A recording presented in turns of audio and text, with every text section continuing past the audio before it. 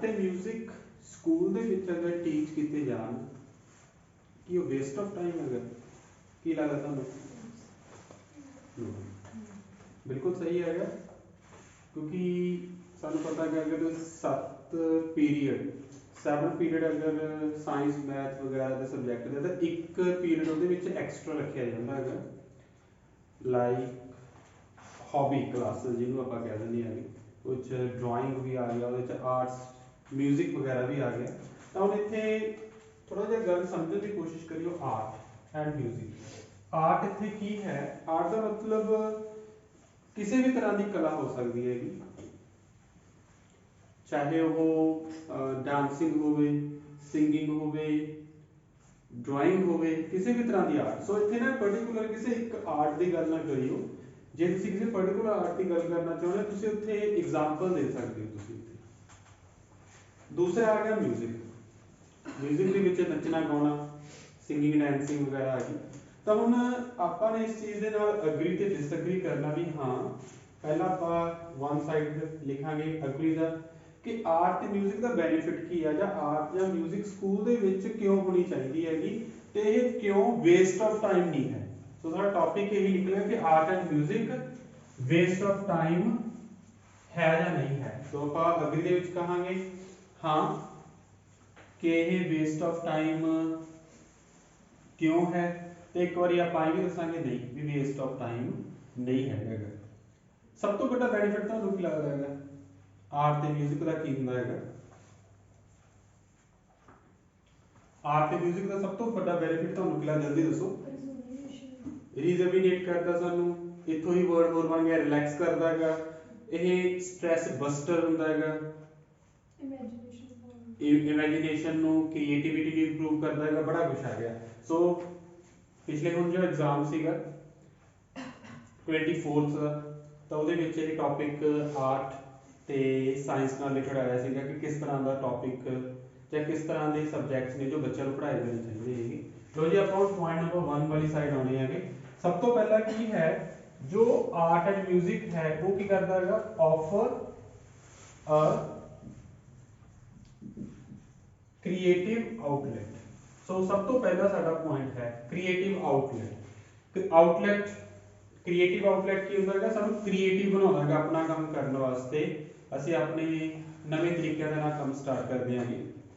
ਸੋ creativity ਸਾਡੀ improve ਕਰਦਾ, ਜਿਹੜਾ ਕਿ ਸਾਇੰਸ ਨਹੀਂ ਕਰ ਸਕਦਾ। ਸਾਇੰਸ ਸਾਨੂੰ ਸਿਰਫ ਲਰਨ ਕਰਦਾ ਹੈਗਾ, ਸੌਰੀ ਟੀਚ ਕਰਦਾ ਸਾਨੂੰ ਉਹ ਐਕਟਿਵਲੀ ਪਲੱਸ ਸਾਇੰਟੀਫਿਕਲੀ ਸੋਚਣ ਦੀ ਜਾਂਚ ਦਿੰਦਾ ਹੈਗਾ। ਬਟ ਅਗਰ ਆਪਾਂ ਕ੍ਰੀਏਟੀਵਿਟੀ ਦੀ ਗੱਲ ਕਰੀਏ ਕਿ ਸਕਿੱਲਸ ਕਲਾਵਾਂ ਜਿਹੜੇ ਸਿੱਖਦੇ ਆਂਗੇ ਉਹ ਅਸੀਂ ਸਿਰਫ ਆਰਟ ਐਂਡ ਮਿਊਜ਼ਿਕ ਤੋਂ ਸਿੱਖਦੇ ਹਾਂ। ਮੈਂ ਬਾਰ-ਬਾਰ ਕਹਿ ਰਿਹਾ ਇਹਨੂੰ ਸਿਰਫ ਇੱਕ ਤਰ੍ਹਾਂ ਦੀ ਆਰਟ ਤੱਕ ਨਾ ਸੀਮਿਤ ਰੱਖਦੇ, ਸਿਰਫ ਇਹਨੂੰ ਡਰਾਇੰਗ ਤੱਕ ਨਾ ਰੱਖਦੀ, ਇਹਨੂੰ ਡਾਂਸਿੰਗ ਸਿੰਗਿੰਗ ਤੱਕ ਨਾ ਰੱਖਦੀ। ਇਹ ਸਾਰਾ ਕੁਝ ਇਹਦੇ ਅੰਦਰ ਆਉਂਦਾ ਹੈਗਾ।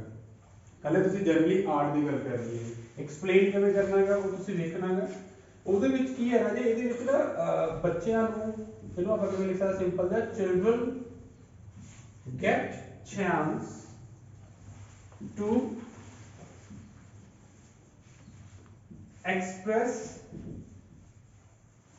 themselves।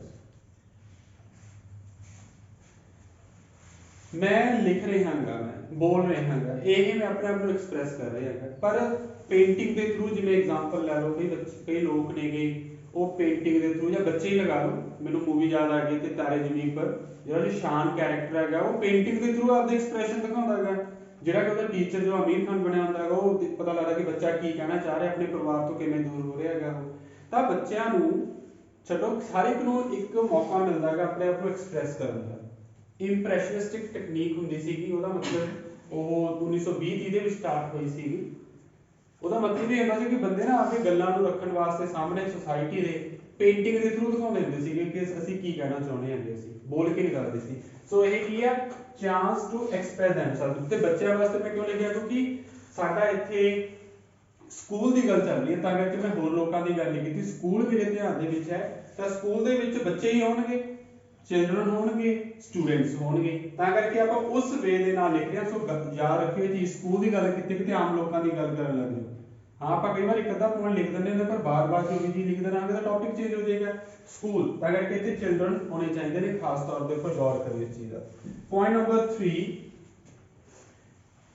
ਆਰਟ ਤੇ ਮਿਊਜ਼ਿਕ ਜਦੋਂ ਦੀ ਸੋਸਾਇਟੀ ਬਣੀ ਹੈ ਜੀ ਧਰਤੀ ਦੇ ਉੱਪਰ ਲੋਕ ਰਹਿਣ ਲੱਗੇ ਨੇ ਉਦੋਂ ਦੀ ਇਹ ਚੀਜ਼ ਚੱਲਦੀ ਆ ਰਹੀ ਹੈ। ਜਿਵੇਂ ਆਪਾਂ ਪਹਿਲਾਂ ਦੇਖਦੇ ਹਾਂ ਕਿ ਲੋਕਾਂ ਨੂੰ ਪੁਰਾਣੀ ਸੱਭਿਅਤਾਵਾਂ ਦਾ ਕਿਦੋਂ ਪਤਾ ਲੱਗਦਾ, ਉਹ ਡਰਾਇੰਗ ਵਗੈਰਾ ਕੀਤੀ ਹੁੰਦੀ ਹੈ, ਕਿਸੇ ਨੇ ਕੋਈ ਮੂਰਤੀ ਬਣਾ ਰੱਖੀ ਹੈਗੀ, ਸਾਨੂੰ ਇਹ ਤੋਂ ਹੀ ਪਤਾ ਲੱਗਦਾ। ਸੋ ਪੁਆਇੰਟ ਨੰਬਰ 3 ਇਹ ਕੀ ਹੈ, essential part of any civilization। ਹੁਣ ਇੱਥੇ ਤੁਸੀਂ ਐਗਜ਼ਾਮਪਲ ਦੇ ਸਕਦੇ ਹੋ ਕਿ ਬਹੁਤ ਸਾਰੀਆਂ ਬੁੱਕਸ ਨੇਗੀਆਂ, ਉਹਦੇ ਵਿੱਚ ਸਾਨੂੰ ਹਿਸਟਰੀ ਜਦੋਂ ਅਸੀਂ ਪੜ੍ਹਦੇ ਹਾਂ ਕਿ ਹਿਸਟਰੀ ਬਾਰੇ ਸਾਨੂੰ ਪਤਾ ਲੱਗਦਾ ਹੈਗਾ ਤਾਂ ਉਹ ਸਾਨੂੰ ਪੁਰਾਣੇ ਬਣੀਆਂ ਹੋਈਆਂ ਆਰਟ ਸੇ ਪਤਾ ਲੱਗਦਾ ਹੈ। ਇੱਥੇ ਐਗਜ਼ਾਮਪਲ ਵੀ ਤੁਸੀਂ ਦੇ ਸਕਦੇ ਹੋਗੇ, ਅਗਰ ਸਾਨੂੰ ਮੋਹਨਜੋਦਾੜੋ ਜਾਂ ਸਪਤ ਸਿੰਧੂ ਦੀ ਘਾਟੀ ਦੇ ਬਾਰੇ ਸਾਨੂੰ ਪਤਾ ਲੱਗਿਆ ਹੈਗਾ, ਉੱਥੋਂ ਦੇ ਜੋ ਉੱਥੇ ਛੋਟੀ ਛੋਟੀਆਂ ਸਕਲਪਚਰਸ ਬਣੇ ਹੋਏ ਨੇਗੇ, ਛੋਟੀ ਛੋਟੀਆਂ ਮੂਰਤੀਆਂ ਸਟੈਚੂਜ਼ ਬਣੇ ਹੋਏ ਨੇ, ਉਹਦੇ ਤੋਂ ਸਾਨੂੰ ਪਤਾ ਲੱਗਿਆ ਹੈਗਾ। ਜੇ ਨਾ ਹੁੰਦੇ ਸਾਨੂੰ ਹਿਸਟਰੀ ਦਾ ਪਤਾ ਹੀ ਨਹੀਂ ਲੱਗਣਾ ਸੀਗਾ। ਸੋ ਸਾਨੂੰ ਹਿਸਟਰੀ ਦਾ ਇੱਕ ਬਹੁਤ ਅਹਿਮ ਹਿੱਸਾ ਹੈਗਾ। ਅਗਰ ਹਿਸਟਰੀ ਬੱਚੇ ਨੇ ਸਿੱਖਣੀ ਹੈ ਕਿ ਸ਼ੌਂਕ ਨਾਲ ਸਿੱਖਣੀ ਹੈ ਤਾਂ ਆਰਟ ਦੇ ਥਰੂ ਹੀ ਸਿੱਖਿਆ ਜਾ ਸਕਦਾ, ਜਿਹੜਾ ਕਿ ਹੋਰਾਂ ਚੀਜ਼ਾਂ ਤੋਂ ਸਿੱਖਣੀ ਬਹੁਤ ਔਖੀ ਹੈ। ਜਾਂ ਇੱਥੇ ਨੂੰ ਕਹਿ ਲਓ ਹਿਸਟਰੀ ਅਗਰ ਅੱਜ ਸਾਡੇ ਕੋਲ ਹੈ, ਹਿਸਟਰੀ ਨੂੰ ਲਰਨ ਕਰਨ ਦਾ ਸਭ ਤੋਂ ਵਧੀਆ ਤਰੀਕਾ ਆਰਟ ਹੀ ਹੈ। ਜਾਂ ਇਹ ਕਹਿ ਸਕਦੇ ਹੋ ਕਿ ਆਰਟ ਤੇ ਮਿਊਜ਼ਿਕ ਦੀ ਹੈਲਪ ਦੇ ਨਾਲ ਅੱਜ ਅਸੀਂ ਕੀ ਸਿੱਖ ਸਕਦੇ ਹਾਂਗੇ, ਸਾਨੂੰ ਪਤਾ ਲੱਗ ਸਕਦਾ ਹੈਗਾ ਕਿ ਪਹਿਲਾਂ ਕਿਸ ਤਰ੍ਹਾਂ ਦਾ ਸੀਗਾ, ਅੱਜ ਕਿਸ ਤਰ੍ਹਾਂ ਦਾ, ਇੱਕ ਦੂਜੇ ਨਾਲ ਕੰਪੈਰੀਜ਼ਨ ਕਰਕੇ ਸਾਨੂੰ ਹਿਸਟਰੀ ਤੇ ਪ੍ਰੈਜ਼ੈਂਟ ਦੀ ਨੌਲੇਜ ਮਿਲ ਸਕਦੀ ਹੈ। Got it. So point number 3 ਇਹ ਸੀਗਾ। ਹੁਣ ਆਪਾਂ ਗੱਲ ਕਰਦੇ ਹਾਂ ਪੁਆਇੰਟ ਨੰਬਰ 4। ਇਹਦੇ ਵਿੱਚ ਹੀ ਆ ਗਿਆ, ਇਹਦੇ ਵਿੱਚ ਹੀ ਮੈਂ ਅਲੱਗ ਤੋਂ ਲਿਖ ਸਕਦਾ ਹੈਗਾ, children can learn history, ਮੈਂ ਵੈਸੇ ਤੁਹਾਨੂੰ ਪੁਆਇੰਟ ਸਮਝਾਈ ਦਿੱਤਾ ਕਿਵੇਂ, ਇਹਦੇ ਵਿੱਚ ਆ ਗਿਆ। ਹੁਣ ਅਲੱਗ ਤੋਂ ਮੈਂ ਪੁਆਇੰਟ ਨੰਬਰ 4 ਲਿਖ ਦਾਂਗਾ। ਆਰਟ ਤੇ ਮਿਊਜ਼ਿਕ ਦੇ ਨਾਲ ਕੀ ਹੁੰਦਾ ਹੈਗਾ, children learn a wide range of skills। ਕਿਵੇਂ ਸਿੱਖਦੇ ਹੈ, ਆਪਾਂ ਸਾਇੰਸ ਪੜ੍ਹ ਰਹੇ ਹਾਂ, ਸਾਨੂੰ ਸਾਇੰਸ ਤੋਂ ਉਹੀ ਚੀਜ਼ ਸਿੱਖਾਂਗੇ ਜਿਹੜਾ ਬੁੱਕਸ ਦੇ ਵਿੱਚ ਲਿਖਿਆ ਹੋਇਆ ਹੈਗਾ। ਬਹੁਤ ਘੱਟ ਸਟੂਡੈਂਟਸ ਹੋਣਗੇ ਜਿਹੜੇ ਕਿ ਆਪਣੇ ਹਿਸਾਬ ਨਾਲ ਕੁਝ ਬਣਾਉਣਗੇ, ਪਰ ਸਾਇੰਸ ਜਿਹੜੀ ਆਰਟ ਹੈ ਬੱਚੇ ਨੂੰ ਸਿਖਾਉਂਦੇ ਨੇ ਵੀ ਤੁਸੀਂ ਐਂ ਸੋਚਣਾ ਹੈਗਾ। ਉਹਦੇ ਵਿੱਚ ਤਾਂ ਅਲੱਗ-ਅਲੱਗ ਐਗਜ਼ਾਮਪਲਸ ਹੁੰਦੀਆਂ ਨੇ ਜਿਹੜਾ ਬੱਚੇ ਦੇ ਆਪ ਦੇ ਮਨ 'ਚ ਆਉਂਦੀਆਂ ਨੇ ਵੀ ਕਿਵੇਂ ਮੈਂ ਕੀ ਸਮਝ ਸਕਦਾ ਹਾਂ, ਕੀ ਸਿੱਖ ਸਕਦਾ। ਸੋ ਅਗਰ ਆਪਾਂ ਕਿਸੇ ਵੀ ਪਰਸਨ ਦੀ ਕ੍ਰੀਏਟੀਵਿਟੀ ਦੀ ਗੱਲ, ਜਿਵੇਂ ਜਸਪ੍ਰੀਤ ਨੇ ਕਿਹਾ ਸੀਗਾ ਇਮੈਜਿਨੇਸ਼ਨ ਇੰਪਰੂਵ ਹੁੰਦੀ ਹੈਗੀ, ਤਾਂ ਅਗਰ ਇੰਪਰੂਵ ਕਰਨੀ ਆਪਣੇ ਸਕਿੱਲਸ ਜਾਂ ਕ੍ਰੀਏਟੀਵਿਟੀ ਤਾਂ ਉਹ ਸਿਰਫ ਆਰਟ ਜਾਂ ਮਿਊਜ਼ਿਕ ਦੀ ਹੈਲਪ ਦੇ ਨਾਲ ਹੀ ਹੁੰਦੀ ਹੈਗੀ। ਹੁਣ ਤੁਸੀਂ ਮਿਊਜ਼ਿਕ ਦੇਖ ਲਓ ਕਿੰਨੇ ਟਾਈਪ ਦਾ ਹੈਗਾ, ਕਿੰਨੇ ਟਾਈਪ ਦਾ ਨਾ, ਉਹ ਸਕਿੱਲਸ ਹੀ ਨੇਗੀਆਂ। ਕਿਸੇ ਨੂੰ ਪੌਪ ਪਸੰਦ ਆ, ਕਿਸੇ ਨੂੰ ਜੈਜ਼ ਪਸੰਦ ਆ, ਕਿਸੇ ਨੂੰ ਫੋਕ ਪਸੰਦ ਆਏਗਾ, ਕਿਸੇ ਨੂੰ ਸੂਫੀਜ਼ਮ ਪਸੰਦ ਆਏਗਾ, ਤਾਂ ਸਾਰੀਆਂ ਟਾਈਪਸ ਨੇਗੀਆਂ, ਸਕਿੱਲਸ ਨੇਗੀਆਂ। ਡਾਂਸ ਦੀਆਂ ਕਿੰਨੀਆਂ ਫਾਰਮਸ ਨੇਗੀਆਂ, ਪਰ ਸਾਇੰਸ ਹੈਗੀ। ਸਾਇੰਸ ਦੇ ਕਿੰਨੇ ਗਰੁੱਪ ਨੇ, ਵੱਧ ਤੋਂ ਵੱਧ ਆਪਾਂ ਕਹਿੰਦੇ ਫਿਜ਼ਿਕਸ ਹੈ, ਕੈਮਿਸਟਰੀ ਹੈ ਜੀ, ਆਹ ਜਿਓਲੋਜੀ ਹੈ, ਇਹਦੇ ਵਿੱਚ ਬੋਟਨੀ ਹੈ, ਕੁਝ ਟਾਈਪਸ ਨੇਗੀਆਂ ਜਿਹੜੀਆਂ ਬਣਾਈਆਂ ਗਈਆਂ ਨੇ ਬਸ। ਪਰ ਸਾਇੰਸ ਤਾਂ ਆਪਣੇ ਸਾਰੇ ਵਿੱਚ ਕਿਸੇ ਨਾ ਕਿਸੇ ਦੀ ਕੋਈ ਨਾ ਕੋਈ ਕ੍ਰੀਏਟੀਵਿਟੀ ਹੈਗੀ, ਅਲੱਗ-ਅਲੱਗ ਸੋਚਦੇ ਆ ਆਪਾਂ, ਤਾਂ ਇੱਕੋ ਏਰੀਆ ਦੇ ਵਿੱਚ ਰਹਿੰਦੇ ਹੈਗੇ। ਸੋ ਉਹ ਚੀਜ਼ ਸਾਡੇ ਕਿੱਥੇ ਮਿਲਦੀ ਹੈਗੀ, ਜਦੋਂ ਸਾਨੂੰ ਆਰਟ ਜਾਂ ਮਿਊਜ਼ਿਕ ਦੇ ਵਿੱਚ ਸਿਖਾਇਆ ਜਾਂਦਾ ਹੈਗਾ। ਹੁਣ ਕਿੰਨੇ ਮਰਜ਼ੀ ਵੱਡੇ ਸਕੂਲ ਹੋਣ, ਉਹਨਾਂ ਦੇ ਵਿੱਚ ਨਾ ਮਿਊਜ਼ਿਕ ਇੱਕ ਅਲੱਗ ਤੋਂ ਸਬਜੈਕਟ ਹੁੰਦਾ ਹੀ ਹੁੰਦਾ, ਚਾਹੇ ਆਪਸ਼ਨਲ ਹੋਵੇ, ਕਿਉਂ ਉਹਨਾਂ ਨੂੰ ਪਤਾ ਹੈਗਾ ਕਿ ਬੱਚੇ ਦੀ ਅਗਰ ਆਪਾਂ ਬਸਟ ਕਰਨੀ ਹੈਗੀ, ਆਪਾਂ ਨੇ ਉਹਨਾਂ ਦੀ ਜਿਹੜੀ ਫਰਸਟ੍ਰੇਸ਼ਨ ਖਤਮ ਕਰਨੀ ਹੈਗੀ, ਤਾਂ ਇਹਨਾਂ ਦੇ ਥਰੂ ਹੀ ਕੱਢਣਗੇ। ਉਹ ਸਾਇੰਸ ਦੇ ਥਰੂ ਤਾਂ ਨਹੀਂ ਕੱਢ ਸਕਦਾ, ਮੈਥ ਦੇ ਥਰੂ ਨਹੀਂ ਕੱਢ ਸਕਦਾ, ਤਾਂ ਉਵੇਂ ਕਰਨੀਆਂ ਪੈਣਗੀਆਂ। ਚਲੋ ਜੀ point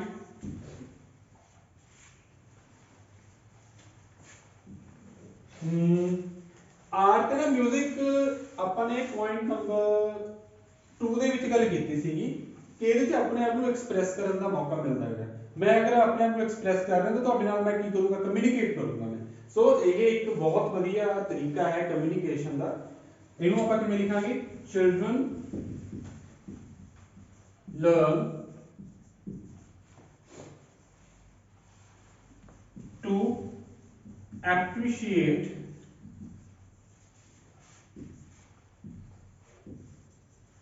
other means of communication। ਸੋ ਹੋਰ ਕਿਹੜੇ ਤਰੀਕੇ ਨੇ ਕਮਿਊਨੀਕੇਟ, ਤੁਸੀਂ ਕਹੋਗੇ ਕਿ ਕਮਿਊਨੀਕੇਸ਼ਨ ਕਿੱਥੋਂ ਆ ਗਿਆ ਜੀ, ਕਮਿਊਨੀਕੇਸ਼ਨ ਹੀ ਹੈ। ਮੈਂ ਡਰਾਇੰਗ ਦੀ ਐਗਜ਼ਾਮਪਲ ਦਿੱਤੀ ਸੀ, ਮੈਂ ਆਪਣੇ ਦਿਲ ਦੇ ਹਾਵ ਭਾਵ ਬੋਲ ਕੇ ਨਹੀਂ ਦੱਸ ਪਾ ਰਿਹਾ ਹੈਗਾ, ਤਾਂ ਮੈਂ ਪੇਂਟਿੰਗ ਦੇ ਥਰੂ ਆਪਣੇ ਆਪ ਨੂੰ ਐਕਸਪ੍ਰੈਸ ਕਰੂੰਗਾ। ਬਣ ਗਈ ਗੱਲ। ਕਿਉਂਕਿ ਹੁਣ ਇੱਥੇ ਤਾਂ ਵੈਸੇ ਇੱਕ ਵਾਰ ਦਾ ਪੁਆਇੰਟ ਇੱਥੇ ਕਵਰ ਹੋ ਗਈ, ਪਰ ਇਹਦੇ ਵਿੱਚ ਦੇਖੋ ਕੁਝ ਕੁ ਚੀਜ਼ਾਂ ਦੀ ਕਮੀ ਹੈਗੀ। ਜਿੱਦਾਂ ਤੁਸੀਂ ਦੱਸਿਆ ਸੀਗਾ ਮਿਊਜ਼ਿਕ ਤੇ ਆਰਟ ਸਟੂਡੈਂਟ ਦੇ ਲਈ ਕਿਸ ਤਰ੍ਹਾਂ ਬੈਨੀਫੀਸ਼ੀਅਲ ਨੇਗੇ। ਇੱਕ ਤਾਂ ਆ ਗਿਆ ਉਹ ਵੀ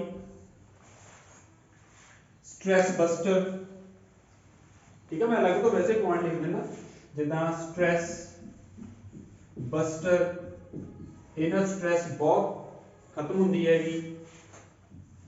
ਹਰ ਬੱਚਾ ਰੀਜਮੀਨੇਟ ਫੀਲ ਕਰਦਾ ਹੈਗਾ, ਰਿਲੈਕਸ ਫੀਲ ਕਰਦਾ ਹੈਗਾ। ਇਹ ਅਜਿਹੀਆਂ ਚੀਜ਼ਾਂ ਜੋ ਬੱਚੇ ਨੂੰ ਕੀ ਕਰਦੀਆਂ, ਮੋਟੀਵੇਟ ਕਰਦੀਆਂ ਨੇਗੀਆਂ। ਉਹਦੀ ਟੈਨਸ਼ਨ ਨੂੰ ਰਿਲੀਜ਼ ਜਦੋਂ ਕਰਦਾ ਬੱਚਾ ਮੋਟੀਵੇਟ ਹੁੰਦਾ ਹੈਗਾ। ਤੇ ਇਹ ਵਾਲੀ ਚੀਜ਼ਾਂ ਇਹਦੇ ਵਿੱਚ ਲਿਖਣਾ। ਹੁਣ ਆਪਾਂ ਦੁਬਾਰਾ ਫਿਰ ਦੇਖੀਏ। ਸਭ ਤੋਂ ਪਹਿਲਾ ਪੁਆਇੰਟ ਕੀ ਹੈ, ਇਹ ਕ੍ਰੀਏਟੀਵਿਟੀ ਹੈ, ਕ੍ਰੀਏਟਿਵ ਆਊਟਲੈਟ ਹੈ। ਕੀਵਰਡ ਹੈਗਾ ਇਹ, ਟੈਕਨੀਕਲ ਵਰਡ ਹੈਗਾ, ਸੋ ਧਿਆਨ ਰੱਖਿਓ ਆਊਟਲੈਟ ਵਰਡ ਜ਼ਰੂਰ ਲਗਾਇਓ। ਕ੍ਰੀਏਟਿਵ ਆਊਟਲੈਟ ਮਤਲਬ ਇੱਕ ਅਜਿਹੀ ਚੀਜ਼ ਆ ਬਾਰ-ਬਾਰ ਦੀ, ਸਾਡੇ ਸਿਲੇਬਸ ਤੋਂ ਇਲਾਵਾ ਬਾਰ-ਬਾਰ ਦੀ, ਜੋ ਕਿ ਸਾਨੂੰ ਕ੍ਰੀਏਟਿਵ ਬਣਾਉਂਦੀ ਹੈਗੀ। ਸਾਨੂੰ ਆਊਟਲੈਟ ਪਤਾ, ਜਿਵੇਂ ਪੁੱਛੋ ਮੰਡੀ ਉੱਥੇ ਫੈਕਟਰੀ ਆਊਟਲੈਟ ਹੈ, ਜਿੱਥੇ ਐਗਜ਼ਾਮ ਹੁੰਦੇ ਉਹਦੇ ਨਾਲ ਏਰੀਆ ਦੇ ਵਿੱਚ। ਆਊਟਲੈਟ ਮਤਲਬ ਆਊਟ ਬਾਹਰਲਾ, ਲੈਟ ਮੀਨਸ ਲਿਆ ਹੋਇਆ। ਸੋ ਉਹਦਾ ਮਤਲਬ ਹੋ ਗਿਆ ਕਿ ਬਾਹਰ ਏਰੀਆ ਦੇ ਵਿੱਚ ਕੋਈ ਚੀਜ਼ ਕਿਰਾਏ ਦੇ ਉੱਪਰ ਲਈ ਹੋਈ, ਉਹਨੂੰ ਆਪਾਂ ਆਊਟਲੈਟ ਕਹਿ ਦਿੰਦੇ ਹੈਗੇ। ਤਾਂ ਹੁਣ ਇਹ ਫੈਕਟਰੀ ਸੌਰੀ ਤੇ ਕ੍ਰੀਏਟਿਵ ਆਊਟਲੈਟ ਕਿਹਾ, ਕਿਉਂਕਿ ਸਿਲੇਬਸ ਦਾ ਪਾਰਟ ਕਈ ਵਾਰ ਨਹੀਂ ਹੁੰਦਾ ਹੈਗਾ, ਇਹ ਬਹੁਤ ਸਾਰੀ ਜਗ੍ਹਾ ਦੇ ਉੱਪਰ ਨਹੀਂ ਹੁੰਦਾ ਹੈਗਾ, ਲੈਣਾ ਪੈਂਦਾ ਸਾਨੂੰ ਆਪਦੀ ਮਰਜ਼ੀ ਦੇ ਨਾਲ। ਤਾਂ ਇਹ ਬਾਰ-ਬਾਰ ਦੀ ਚੀਜ਼ ਆ, ਪਰ ਫਿਰ ਵੀ ਸਾਨੂੰ ਕ੍ਰੀਏਟੀਵਿਟੀ ਸਿਖਾਉਂਦੀ ਹੈ। ਪੁਆਇੰਟ ਨੰਬਰ 2, ਬੱਚੇ ਆਪਣੇ ਆਪ ਨੂੰ ਐਕਸਪ੍ਰੈਸ ਕਰਨਾ ਸਿੱਖਦੇ ਨੇ। ਕਿਵੇਂ ਆਪਣੇ ਆਪ ਨੂੰ ਐਕਸਪ੍ਰੈਸ ਕਰਨਾ।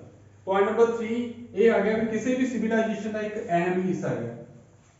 ਔਰ ਉਸ ਤੋਂ ਬਾਅਦ ਕੀ ਹੈ, ਇਹਦੇ ਵਿੱਚ ਬੱਚਾ ਕੀ ਸਿੱਖਦਾ ਹੈਗਾ, ਵਾਈਡ ਰੇਂਜ ਆਫ ਸਕਿੱਲਸ, ਕਈ ਤਰ੍ਹਾਂ ਦੀ ਸਕਿੱਲ ਸਿੱਖਦਾ ਹੈਗਾ। ਚਾਹੇ ਉਹ ਸਕਿੱਲ ਪ੍ਰੋਬਲਮ ਸੋਲਵਿੰਗ ਹੋਵੇ, ਇੱਥੇ ਅਲੱਗ ਤੋਂ ਲਿਖ ਸਕਦੇ ਹੋ ਤੁਸੀਂ, ਪ੍ਰੋਬਲਮ ਸੋਲਵਿੰਗ ਸਕਿੱਲ ਹੋਵੇ, ਕਿਵੇਂ ਪ੍ਰੋਬਲਮ ਸੋਲਵ ਕਰਨੀ ਹੈਗੀ, ਇਹ ਵੀ ਬੱਚਾ ਇਹਦੇ ਅਕੋਰਡਿੰਗ ਸਿੱਖਦਾ ਹੈਗਾ। ਕਿਵੇਂ ਸਟ੍ਰੈਸ ਨੂੰ ਕੰਟਰੋਲ ਕਰਨਾ ਹੈਗਾ, ਉਹ ਵੀ ਇਹਦੇ ਰਾਹੀਂ ਪਤਾ ਲੱਗਦਾ ਹੈਗਾ। ਉਸ ਤੋਂ ਬਾਅਦ ਹੈ ਬੱਚੇ ਨੂੰ ਪਤਾ ਲੱਗ ਜਾਂਦਾ ਹੈਗਾ ਕਿ ਕਿਹੜੀਆਂ ਕਮਿਊਨੀਕੇਸ਼ਨ ਦੇ ਹੋਰ ਸਿਸਟਮ ਹੈਗੇ ਨੇ। Got it. ਸੋ ਇਹ ਸੀਗਾ ਸਾਡਾ ਸਿੰਪਲ ਜਿਹਾ ਇੱਕ ਪੁਆਇੰਟ, ਜਿਹਦੇ ਵਿੱਚ ਆਪਾਂ ਅਗਰੀ ਕੀਤਾ ਹੈਗਾ ਵੀ ਇਹ ਨਾ ਵਧੀਆ ਚੀਜ਼ ਹੈਗੀ। ਇਹ ਮਿਊਜ਼ਿਕ ਜਿਹੜੀ ਹੈ ਜਾਂ ਆਰਟ ਹੈ, ਹੋਣਾ ਚਾਹੀਦਾ ਹੈਗਾ। ਹੁਣ ਆਪਾਂ ਕਹਿ ਰਹੇ ਹਾਂਗੇ ਵੀ ਨਾ ਮਿਊਜ਼ਿਕ ਤੇ ਆਰਟ ਨਹੀਂ, ਹੋਰ ਸਬਜੈਕਟਸ ਹੋਣੇ ਚਾਹੀਦੇ ਨੇ। ਉਹ ਆਪਾਂ ਕਿਵੇਂ ਲਿਖਾਂਗੇ ਆਪਾਂ। So point number 1, why do I think art and music both are the waste of time। So point number 1 ਕੀ ਹੈ, ਐਕਚੁਅਲੀ ਜਿਹੜੇ ਦੋਨੋਂ ਚੀਜ਼ਾਂ ਹੁੰਦੀਆਂ ਨੇ ਨਾ, ਓਵਰਰੇਟਡ ਹੁੰਦੀਆਂ ਨੇ। overrated and do not prepare students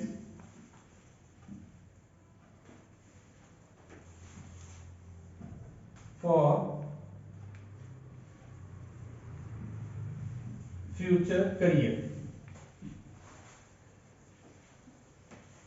ਆਪਣੇ ਸਾਰਿਆਂ ਵਿੱਚ ਕੋਈ ਨਾ ਕੋਈ ਆਰਟਿਸਟਿਕ ਸਕਿੱਲ ਹੈ, ਕਿਸੇ ਨੂੰ ਕੀ ਪਸੰਦ ਹੈ, ਕਿਸੇ ਨੂੰ ਕੀ ਪਸੰਦ ਹੈ, ਕੀ ਉਹਦੇ ਨਾਲ ਸਾਡਾ ਕਰੀਅਰ ਬਣੂਗਾ। ਬਹੁਤ ਰੇਅਰ ਸਟੂਡੈਂਟਸ ਨੇ, ਬਹੁਤ ਰੇਅਰ ਲੋਕ ਨੇ ਜਿਨ੍ਹਾਂ ਦਾ ਕਰੀਅਰ ਬਣੇਗਾ। ਤਾਂ ਇਹਨੂੰ ਕੀ ਕਿਹਾ ਜਾਂਦਾ ਹੈਗਾ ਕਿ ਜੋ ਟੌਪਿਕ ਹੈ ਇਹ ਜਾਂ ਆਰਟ ਜਾਂ ਮਿਊਜ਼ਿਕ ਹੈ, ਇਹ ਕੀ ਨੇਗੇ, ਓਵਰਰੇਟਡ ਨੇਗੇ, ਇਹਨਾਂ ਦੀ ਵੈਲਿਊ ਘੱਟ ਹੈਗੀ ਤੇ ਫਿਊਚਰ ਦੇ ਲਈ ਨਹੀਂ ਕਰਦੇ। ਹੁਣ ਅਗਰ ਆਪਣੇ ਪੇਰੈਂਟਸ ਜਦੋਂ ਸਾਨੂੰ ਦੱਸਦੇ ਵੀ ਅਸੀਂ ਕੀ ਪੜ੍ਹਨਾ ਹੈਗਾ, ਤਾਂ ਕਹਿਣਗੇ ਸਾਇੰਸ ਪੜ੍ਹੋ ਜੀ, ਮੈਥਸ ਪੜ੍ਹੋ, ਆਹੀ ਚੀਜ਼ ਕਹਿਣਗੇ। ਕੋਈ ਬਹੁਤ ਘੱਟ ਪੇਰੈਂਟਸ ਕਹਿਣਗੇ ਵੀ ਤੂੰ ਮਿਊਜ਼ਿਕ ਕਰ, ਤੂੰ ਐਂ ਕਰ ਡਰਾਇੰਗ ਕਰ ਲੈ, ਤੂੰ ਨੱਚਣਾ ਸਿੱਖ ਲੈ। ਨਹੀਂ ਕਹਿੰਦੇ ਪੇਰੈਂਟਸ। ਆਪਾਂ ਵੀ ਜੇ ਛੋਟਿਆਂ ਨੂੰ ਕਹਾਂਗੇ, ਆਪਾਂ ਵੀ ਇਹ ਕਹਾਂਗੇ ਤੂੰ ਆਹ ਸਟਰੀਮ ਲੈ ਲਾ, ਆਹ ਸਟਰੀਮ ਲੈ ਲਾ। ਆਪਾਂ ਕਦੇ ਨਹੀਂ ਕਹਾਂਗੇ ਵੀ ਤੂੰ ਆਰਟ ਐਂਡ ਕਰਾਫਟ ਲੈ ਲਾ। ਠੀਕ ਹੈ। ਸੋ ਇਹ ਚੀਜ਼ਾਂ ਫਿਊਚਰ ਕਰੀਅਰ ਦੇ ਲਈ ਨਹੀਂ ਯੂਜ਼ਫੁਲ ਹੁੰਦੀਆਂ ਜੀ, ਬਹੁਤਿਆਂ ਦੇ ਅਕੋਰਡਿੰਗ। ਖੈਰ ਝੂਠ ਹੈਗਾ ਇਹ। ਅੱਜ ਕੱਲ ਜੇਕਰ ਪੈਸਾ ਕਮਾਉਣਾ ਹੈਗਾ, ਸਭ ਤੋਂ ਵੱਧ ਪੈਸਾ ਕੌਣ ਕਮਾ ਰਹੇ ਨੇ, ਸਿੰਗਰ ਕਮਾ ਰਹੇ ਨੇਗੇ, ਡਾਂਸਰਸ ਕਮਾ ਰਹੇ ਨੇਗੇ, ਪਰ ਉਹ ਕਿੰਨੇ ਕੁ ਨੇਗੇ, ਬਹੁਤ ਥੋੜੇ ਨੇ। ਪੁਆਇੰਟ ਨੰਬਰ 2, ਕਿਉਂ ਨਹੀਂ ਕਰੀਅਰ ਹੈਗਾ। ਹੁਣ ਇਹਨੂੰ ਵੀ ਆਪਾਂ ਐਕਸਪਲੇਨ ਕਰ ਸਕਦੇ, ਕਿਉਂਕਿ ਬੱਚੇ ਜਿੰਨੇ ਆਈਟੀ ਸੈਕਟਰ 'ਚ ਜਾਂਦੇ, ਜਿਵੇਂ ਇਨਫੋਰਮੇਸ਼ਨ ਟੈਕਨੋਲੋਜੀ ਦੇ ਸੈਕਟਰ 'ਚ ਜਾਂਦੇ ਨੇ ਜਾਂ ਸਾਇੰਸ ਫੀਲਡ 'ਚ ਜਾਂਦੇ ਨੇ, ਉਹ ਵਧੀਆ ਕਰੀਅਰ ਬਣਦਾ ਉਹਨਾਂ ਦਾ। ਉਹ ਆਪਾਂ ਕਿਵੇਂ ਲਿਖਾਂਗੇ ਆਪਾਂ। ਸੋ children would be better off learning IT और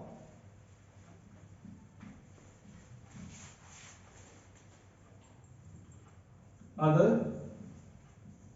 useful skills ਇਹਦਾ मतलब ਕੀ ਬਣਿਆ children would be better off learning better off ਦਾ मतलब ਇੱਥੇ ਰਿਜ਼ਲਟ ਤੋਂ ਹੈ ਵੀ ਵਧੀਆ ਰਿਜ਼ਲਟ ਨਿਕਲ ਸਕਦਾ better off ਜਾ ਕੇ o ਡਬਲ ਐਫ ਆ ਕੇ ਤੇ o ਐਫ ਪਾ ਲਓ ਕੁਝ ਹੋਰ ਹੀ ਬਣ ਜੂ o ਐਫ ਦੇ ਨਾਲ ਤਾਂ o double F better off learning IT ਸੋ ਬੱਚਿਆਂ ਦੇ ਲਈ IT मतलब ਇਨਫੋਰਮੇਸ਼ਨ ਟੈਕਨੋਲੋਜੀ ਵਾਲੀ ਚੀਜ਼ ਆ ਗਈ ਇੱਥੇ ਸ਼ਾਰਟ ਫਾਰਮ ਤੇ ਲਿਖਿਆ ਹੋਇਆ ਸੋ IT ਜਾਂ ਹੋਰ ਜਿਹੜੀਆਂ ਯੂਸਫੁਲ ਸਕਿੱਲਸ ਨੇ ਯੂਸਫੁਲ ਸਕਿੱਲਸ ਜਿਹੜੀਆਂ ਹੋਰ ਯੂਸਫੁਲ ਸਕਿੱਲਸ ਕਿਹੜੀਆਂ ਸਕਿੱਲਸ ਆ ਗਈਆਂ ਆਹੀ ਸਾਇੰਸ ਨੂੰ ਲਰਨ ਕਰਨਾ ਇੱਥੇ ਤੱਕ ਕਿ ਮੈਂ ਕਹੂੰਗਾ ਵੈਸੇ ਇਹਦੇ ਵਿੱਚ ਚੰਗਾ ਨਹੀਂ ਲੱਗਦਾ ਪਰ ਅਦਰ ਯੂਸਫੁਲ ਸਕਿੱਲ ਕਿਹੜੀਆਂ ਨੇਗੀਆਂ ਡਰਾਈਵਿੰਗ ਵੀ ਸਕਿੱਲ ਆ ਗਈ ਦੇਖਿਆ ਜਾਵੇ ਤਾਂ ਕੁਕਿੰਗ ਵੀ ਸਕਿੱਲ ਆ ਇਹ ਫਿਰ ਵੀ ਆਰਟ ਤੇ ਮਿਊਜ਼ਿਕ ਦੇ ਨਾਲੋਂ ਜ਼ਿਆਦਾ ਵਧੀਆ ਹੈ ਪਰ ਹੁਣ ਆਪਾਂ ਜੇ ਸਟੂਡੈਂਟ ਦੇ ਤੌਰ ਦੇ ਉੱਪਰ ਲਿਖ ਰਹੇ ਹਾਂ ਕਿ ਸਟੂਡੈਂਟ ਦੇ ਵੱਲੋਂ ਲਿਖ ਰਹੇ ਹਾਂ ਕਿ ਇਸੇ ਕਰਕੇ ਡਰਾਈਵਿੰਗ ਕੁਕਿੰਗ ਵਗੈਰਾ ਹਜੇ ਨਹੀਂ ਲਿਖਾਂਗੇ ਆਪਾਂ ਇਹ ਵਾਰ ਦਿਮਾਗ 'ਚ ਆ ਜਾਂਦਾ ਵੀ ਸਕਿੱਲ ਤਾਂ ਉਹ ਵੀ ਹੈਗੀ ਪਰ ਉਹ ਨਹੀਂ ਲਿਖਣੀ ਆਪਾਂ ਸੋ ਜਿਹੜੀਆਂ ਬਾਕੀ ਸਕਿੱਲਸ ਨੇਗੀਆਂ ਚਾਹੇ IT ਹੋਵੇ ਚਾਹੇ ਸਾਇੰਸ ਦੇ ਫੀਲਡ ਦੇ ਵਿੱਚ ਜਾਣਾ ਹੋਵੇ ਮੈਥਮੈਟੀਸ਼ੀਅਨ ਆਪਾਂ ਬਣਨਾ ਹੋਵੇ ਤਾਂ ਇਹ ਚੀਜ਼ਾਂ ਬੈਟਰ ਆਫ ਨਹੀਂ ਜ਼ਿਆਦਾ ਵਧੀਆ ਨਹੀਂ ਯੂਸਫੁਲ ਨਹੀਂ ਹੈ ਪੁਆਇੰਟ ਨੰਬਰ 2 ਹੋ ਗਿਆ ਹੁਣ ਆਪਾਂ ਗੱਲ ਕਰਦੇ ਪੁਆਇੰਟ ਨੰਬਰ 3 ਆਪਾਂ ਥੋੜਾ ਜਿਹਾ ਇੱਕ ਨਾ ਮੈਂ ਤੁਹਾਨੂੰ ਪੁਆਇੰਟ ਦੱਸਿਆ ਸੀਗਾ ਕਿ ਗੱਲ ਕਹੀ ਸੀ ਦੁਬਾਰਾ ਰਿਪੀਟ ਕਰਨਾ ਜਦੋਂ ਤੁਸੀਂ BP2 ਲਿਖਣਾ ਹੈ ਤਾਂ BP2 ਐਗਰੀ ਡਿਸਐਗਰੀ ਵਾਲੇ ਐਸੇ ਚ ਆਪਾਂ ਬੋਥ ਸਾਈਡ ਲਿਖ ਰਹੇ ਹਾਂਗੇ ਤਾਂ ਤੁਸੀਂ ਨਾ BP2 ਦੇ ਵਿੱਚ BP1 ਦੀ ਕਿਸੇ ਪੁਆਇੰਟ ਨੂੰ ਕਾਊਂਟਰ ਜ਼ਰੂਰ ਕਰਨਾ ਹੈ ਨਾਲੇ ਤਾਂ ਤੁਹਾਡਾ ਪੁਆਇੰਟ ਬਣੂਗਾ ਨਾਲੇ ਪਤਾ ਲੱਗੇਗਾ ਕਿ ਵੀ ਹਾਂ ਲਿੰਕ ਕੀਤਾ ਆਪਾਂ ਨੇ ਆਪਾਂ ਅਕਸਰ ਹੀ ਕੀ ਕਰਦੇ ਹੁੰਦੇ ਆਗੇ ਸੈਕਿੰਡ ਲਾਈਨ ਨੂੰ ਫਰਸਟ ਦੇ ਨਾਲ ਲਿੰਕ ਕਰਦੇ ਹੁੰਦੇ ਆਗੇ ਵੀ ਪਹਿਲੀ ਲਾਈਨ ਲਿਖਤੀ ਨੈਕਸਟ ਲਾਈਨ ਜਦੋਂ ਲਿਖਾਂਗੇ ਦੋਵੇਂ ਇੱਕ ਦੂਜੇ ਲਿੰਕ ਹੋਣੀਆਂ ਚਾਹੀਦੀਆਂ ਨੇ ਇਦਾਂ ਹੀ ਲਿਖਦੇ ਆਗੇ ਇਸ ਲਈ ਧਿਆਨ ਰੱਖੋ BP2 ਦੇ ਵਿੱਚ ਦੁਬਾਰਾ ਫਿਰ ਇੱਕ ਅਜਿਹੀ ਲਾਈਨ ਲਿਖੋ ਜਿਹੜੀ ਕਿ BP1 ਦੇ ਕਿਸੇ ਪੁਆਇੰਟ ਨੂੰ ਕਾਊਂਟਰ ਵੀ ਕਰੇ ਉਹਨੂੰ ਕੱਟੇ ਵੀ ਪਲੱਸ ਉਹਦੇ ਨਾਲ ਲਿੰਕ ਵੀ ਕਰਕੇ ਇੱਕ ਨਵਾਂ ਪੁਆਇੰਟ ਵੀ ਬਣੀਏ ਹੁਣ ਆਪਾਂ ਕਿਵੇਂ ਲਿਖ ਸਕਦੇ ਆਂਗੇ ਮੈਂ ਦੱਸਦਾ ਕੀ ਕਹਿਣਾ ਚਾਹੁੰਦਾ ਮੈਂ art and music are not functional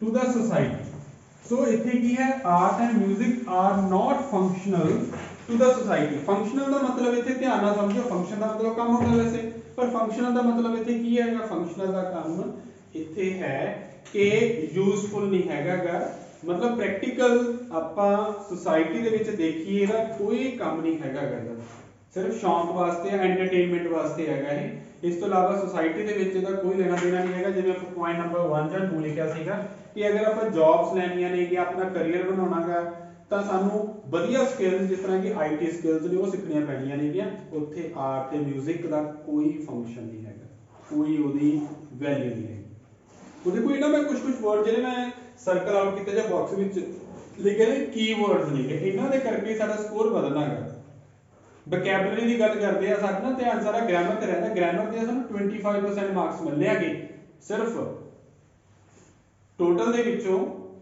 9 ਦਾ ਜਾਂ 25% ਤੁਹਾਡਾ ਜਿਹੜਾ ਸਕੋਰ ਹੈਗਾ ਤੁਹਾਡਾ ਗ੍ਰਾਮਰ ਦਾ ਹੈਗਾ ਆਪਾਂ ਸਾਰਾ ਜ਼ੋਰ ਗ੍ਰਾਮਰ ਤੇ ਲਾਉਣੇ ਆ ਵੋਕੈਬ ਦੇ ਉੱਪਰ ਨਹੀਂ ਜਾਂਦੇ ਵੋਕੈਬ ਦੇ ਲਈ ਵੀ ਤੁਹਾਨੂੰ 25% ਸਕੋਰ ਮਿਲਣਾ ਤੁਹਾਡਾ 25% ਤੇ 25 ਜਿਹੜਾ ਹੋਰ ਹੈਗਾ ਉਹ ਕਿਹਦਾ ਮਿਲਣਾਗਾ ਟਾਸਕ ਮੈਨੇਜ ਦਾ ਕਿ ਟਾਸਕ ਜੋ ਪੁੱਛਿਆ ਹੈਗਾ ਸਾਡੇ ਤੋਂ ਉਹਦੇ ਅਕੋਰਡਿੰਗ ਲਿਖਿਆ ਤੇ ਮੈਂ ਬਾਰ-ਬਾਰ ਕਹਿ ਰਿਹਾ ਆਪਾਂ ਸਕੂਲ ਦੀ ਗੱਲ ਕਰ ਰਹੇ ਆਪਾਂ ਸਕੂਲ ਦੀ ਗੱਲ ਕਰਨੀ ਹੈ ਇੱਥੇ ਸਟੂਡੈਂਟ ਸਕੂਲ ਦੇ ਨਾਲ ਰਿਲੇਟਡ ਬੱਚਿਆਂ ਦੀ ਗੱਲ ਹੈ ਉਹਨਾਂ ਦੇ ਲਈ ਗੱਲ ਕਰਨੀ ਆਪਾਂ ਹੁਣ ਕਹਾਂਗੇ ਸਕੂਲ 'ਚ ਟੀਚਰ ਵੀ ਹੁੰਦੇ ਨੇ ਕਿ ਟੀਚਰ ਨਹੀਂ ਟੀਚਰ ਦਾ ਕੈਰੀਅਰ 'ਚ ਹੈਗੇ ਨੇ ਤਾਂ ਉਹਦਾ ਜੋ ਜੌਬ ਕਰ ਰਹੇ ਨੇ ਤਾਂ ਆਪਾਂ ਗੱਲ ਕਰ ਰਹੇ ਹਾਂ ਕਿ ਬੱਚਿਆਂ ਦੀ ਗॉट ਇਟ ਆ ਗਈ ਗੱਲ ਸਮਝ ਦੇ ਵਿੱਚ ਹਾਂਜੀ point number 3 point number 4 science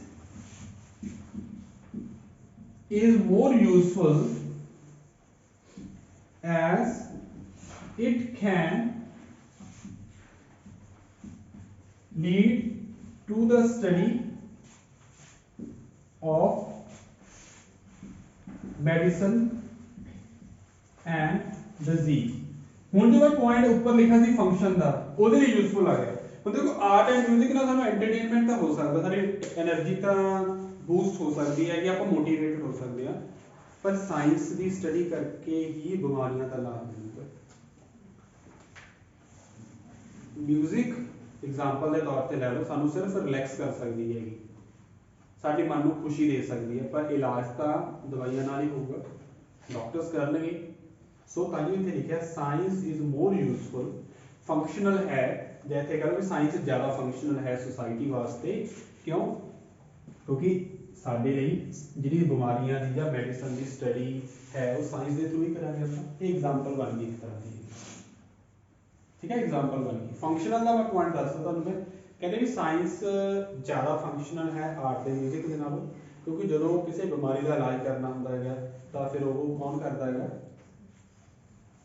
ਉਹ ਸਾਇੰਸ ਪੜ੍ਹਨ ਵਾਲੇ ਜਾਂ ਜਿਹੜੇ ਡਾਕਟਰਸ ਹੁੰਦੇ ਨੇਗੇ ਉਹੀ ਕਰਦੇ ਨੇਗੇ। ਕੋਈ ਆਰਟਿਸਟ ਕਰ ਲੂਗਾ?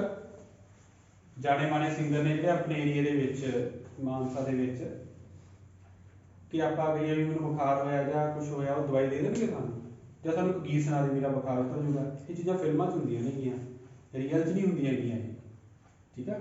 ਫਿਲਮਾਂ ਹੁੰਦੀਆਂ ਨੇਗੀਆਂ, ਰੀਅਲ ਹੁੰਦੀ ਹੈ, ਰੀਅਲ ਲਾਈਫ ਦੇ ਵਿੱਚ ਇਹ ਚੀਜ਼ਾਂ ਨਹੀਂ ਹੁੰਦੀਆਂ ਹੈਗੀਆਂ। ਚਲੋ ਹੁਣ ਆਪਾਂ ਨੈਕਸਟ ਪੁਆਇੰਟ ਵਾਲੀ ਸਾਈਡ ਜਾਂਦੇ ਹੈਗੇ, ਠੀਕ ਹੈ। ਸਾਇੰਸ ਤੇ ਆਰਟ ਨਾ ਠੀਕ ਹੈਗਾ, ਬਹੁਤ ਸਾਰੇ ਆਪਾਂ ਗੱਲ ਕੀਤੀ ਲੋਕ ਫੇਮਸ ਵੀ ਹੁੰਦੇ ਨੇ, ਪਰ ਸਾਰੇ ਨਹੀਂ ਹੁੰਦੇ। ਕਿਉਂ? ਕਿਉਂਕਿ ਸਾਰਿਆਂ ਦੇ ਵਿੱਚ ਗਿਫਟ ਨਹੀਂ ਹੁੰਦਾ ਹੈਗਾ ਮਿਊਜ਼ਿਕ ਵਾਲਾ ਜਾਂ ਆਰਟ ਵਾਲਾ। ਉਹ ਵਾਲਾ ਪੁਆਇੰਟ ਮੈਂ ਲਿਖਣਾ ਕਿਵੇਂ? Not all students are gifted in art and music and do not benefit from learning them।